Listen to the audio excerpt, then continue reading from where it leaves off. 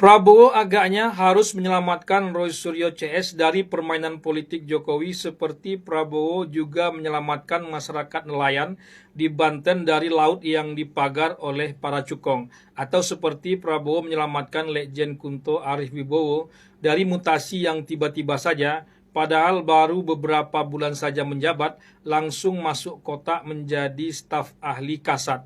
Permainan politik Jokowi terhadap Roy Suryo CS dalam kasus ijazahnya ini terlalu kasat mata dan terlihat recehan. Sekilas memang Roy Suryo CS lah yang recehan, betul juga sih, tapi Jokowi memainkannya. Roy Suryo CS ini bukanlah lawan tanding Jokowi yang seimbang. Lawan tanding Jokowi yang seimbang itu adalah PDIP, bukan Roy Suryo CS yang tak bertaji. Karena itu Prabowo perlu menyelamatkan Roy Suryo CS sebagai korban permainan politik Jokowi yang tak seimbang itu.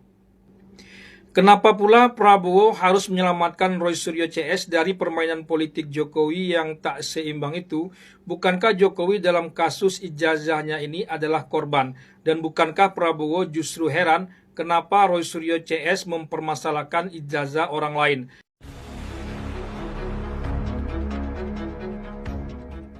Artinya Prabowo sejak awal justru membela Jokowi, bukan Roy Suryo CS. Kok tiba-tiba saja saat ini diminta pula justru untuk menyelamatkan Roy Suryo CS, bukannya Jokowi. Mau tak mau memang harus diurut lagi kasus ijazah Jokowi ini dari awal. Intinya ini bukanlah kasus hari ini saja, bahkan korbannya sudah ada, yakni Gus Nur dan Bambang Tri. Keduanya masuk penjara karena kasus ini, tapi tak membuat rasa penasaran orang ingin tahu ijazah Jokowi itu sendiri. Antara mitos dan fakta, entah kenapa orang merasa perlu untuk melihat ijazah Jokowi itu, maka dimasukkanlah laporan akhir tahun 2024 lalu. Kasus ijazah Jokowi di era Gus Nur dan Bambang Tri itu sudah selesai. Jokowi menang tanpa harus melawan mereka, bahkan berhadapan pun tidak. Maklum saat itu Jokowi masih duduk di singgasana kepresidenan dan sedang kuat-kuatnya. Jokowi tak perlu ke kantor polisi atau ikut persidangan seperti kemarin datang ke Polda Metro Jaya atau Bareskrim sambil menenteng ijazahnya layaknya warga negara biasa yang mengurus kelakuan baik ke kantor polisi. Karena tak kunjung diperlihatkan ijazah Jokowi itu sejak berkasus dengan Gus Nur dan Bambang Tri, maka dimasukkanlah lagi laporan ke Bareskrim Desember 2024 lalu agar diusut lagi perihal ijazah Jokowi ini. Tentu saja Bareskrim tak akan menindaklanjuti laporan itu, meski bukan presiden, tapi anaknya Gibran wakil presiden. Disitulah mulai pelapor ini bergerak sendiri ke UGM dan ke rumah Jokowi di Solo. Tak ada yang menyangka juga pelapor yang menamakan dirinya TPUA ini, tim pembela ulama dan aktivis, bergerak sejauh itu ke UGM lalu ke rumah Jokowi. Perlu diingat juga waktu itu lagi heboh soal matahari kembar dan serangan PDIP terhadap Jokowi atas pentersangkaan Hasto oleh KPK. UGM seperti tak menganggap serius silaturahmi mereka ini. Mereka dianggap merepotkan saja, sehingga penyambutan ala kadarnya saja. Mestinya apa yang diceritakan oleh Bareskrim kemarin, itulah yang harus diceritakan oleh pihak UGM. Tapi entahlah kenapa UGM seperti tak memegang apa-apa. Pernyataan lisan bahwa Jokowi alumni mereka tentu saja tak menjawab apa-apa. UGM tak memiliki data yang akurat seperti penyelidikan Bareskrim kemarin itu. Tentu saja bentuk kelemahan pengarsipan, bukan bentuk dari persekongkolan. Mereka tambah bersemangat. Jokowi melihat peluang besar untuk keluar dari tekanan politik terhadap dirinya sebelumnya. Ya, halo teman-teman, kembali bersama saya di channel ini. Salam inspirasi, salam NKRI, harga mati. Ya, bersama saya di channel DES 2045 yang membahas seputar politik, pendidikan, hingga budaya. Ya, terkait polemik tuduhan ijazah palsu Presiden ke-7 RI, Bapak Joko Widodo, tentu menjadi suatu tanda tanya yang sangat besar sekali menurut saya, karena kita belum pernah menyaksikan ijazah yang asli yang dimiliki atau yang dipegang saat ini oleh Pak Joko itu sendiri.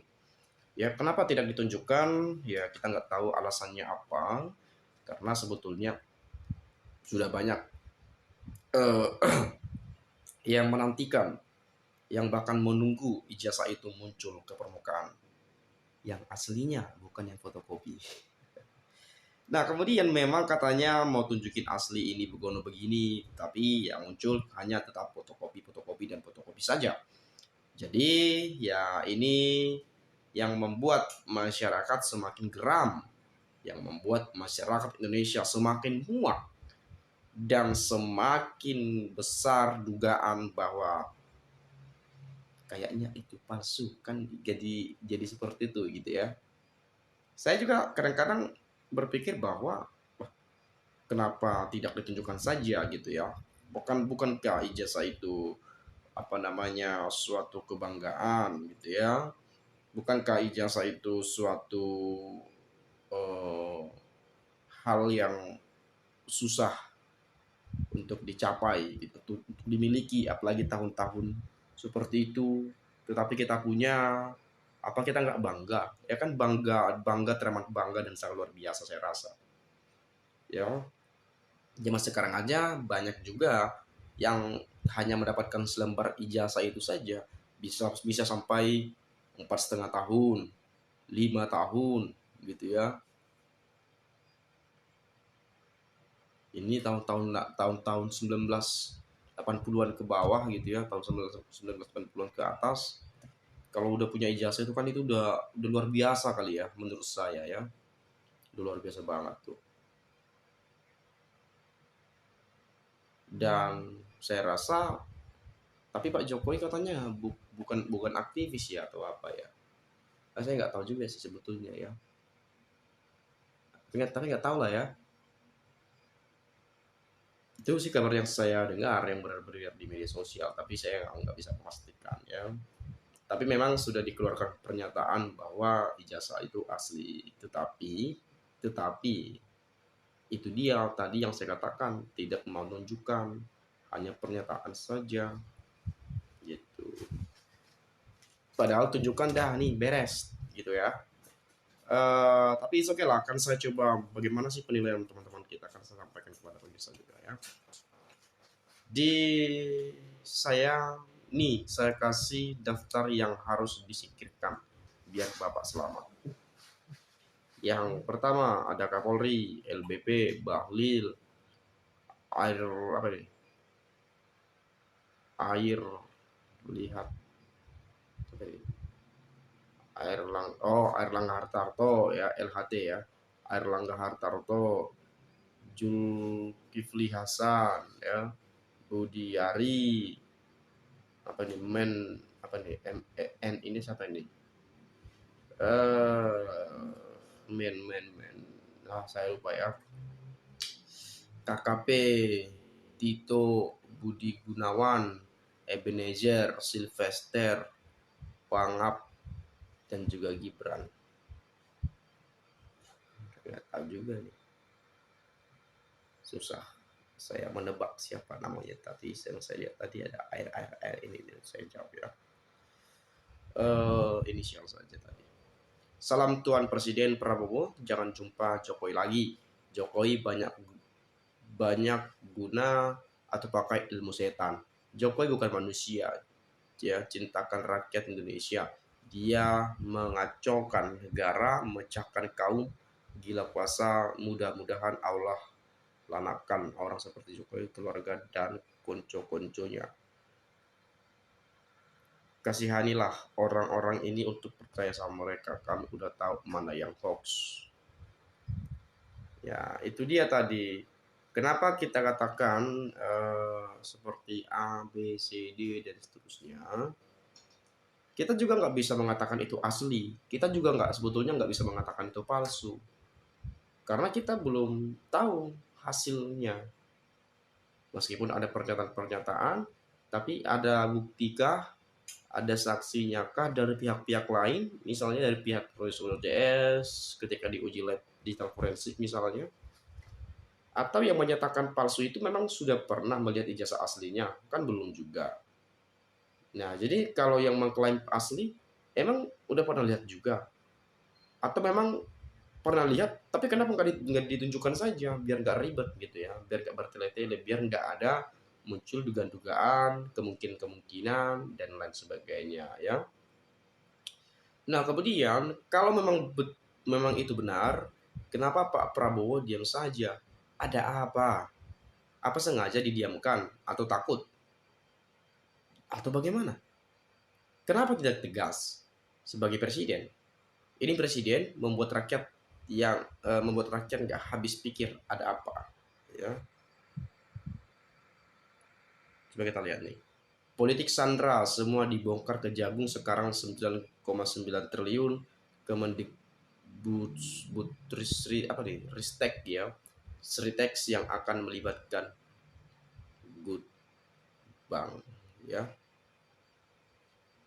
Ini soal Sritex juga ya. Jadi memang teman-teman banyak sekali berbagai kasus yang terjadi di negeri ini.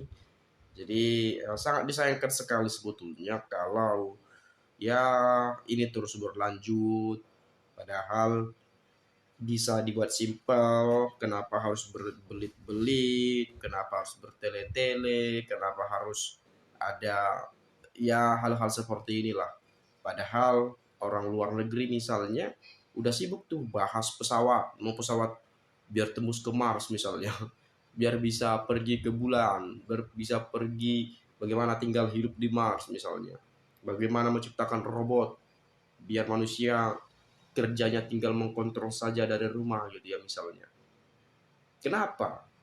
Indonesia ya masih sibuk ijazah. Ada sedikit-sedikit yang kepleset berbicara, diisukan, diperdebatkan, dibahas terus-menerus.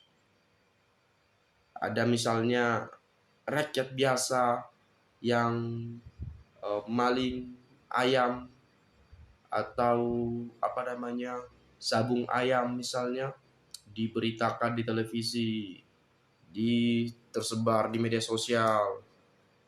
Para koruptor ya kita lihat bagaimana perlakuan penegak hukum kepada para koruptor misalnya. Bajunya dibuatin, dikawal begini. Ya, ayo Pak silakan jalan Pak. Kurang lebih seperti itu. Ya. Ini agak-agak lain kalau kita melihatnya. Ngeri-ngeri sedap. Apalagi kita sebagai rakyat kecil melihat ini ya kadang-kadang kita berpikir ini Indonesia bisa maju gak apa gimana ya. Karena melihat para pejabat-pejabat yang korup itu ya, yang mau memelihara kejahatan misalnya dan lain seterusnya. Dan terkait juga soal ijazah ini ya sebetulnya gampang saja, tunjukkanlah, udahlah tunjukkan saja lah Pak Jokowi, biar Bapak tidak merasa terhina, biar merasa terendahkan gitu ya, biar nggak merasa direndahkan, tunjukkan saja lah. Itu suatu kebanggaan juga kalau kita punya ijazah. Mungkin itu yang muncul di pada pikiran kalian semua. Tapi ya pada ya itu pun tak terjadi sama sekali. Mungkin itu saja dari saya. Terima kasih saya ucapkan teman-teman. Saya minta maaf kalau ada ucapan yang salah dan kata-kata yang tidak menyenangkan. Tidak bermaksud memprovokasi, mungkin masa lalu, apalagi dituduh sebagai bajar-bajar politik. Kita masyarakat Indonesia, warga negara Indonesia sah ya. Kita punya pendapat, kita bisa bebas berekspresi, berpendapat dan bahkan mengkritisi. Itu saja, salam dan sampai jumpa.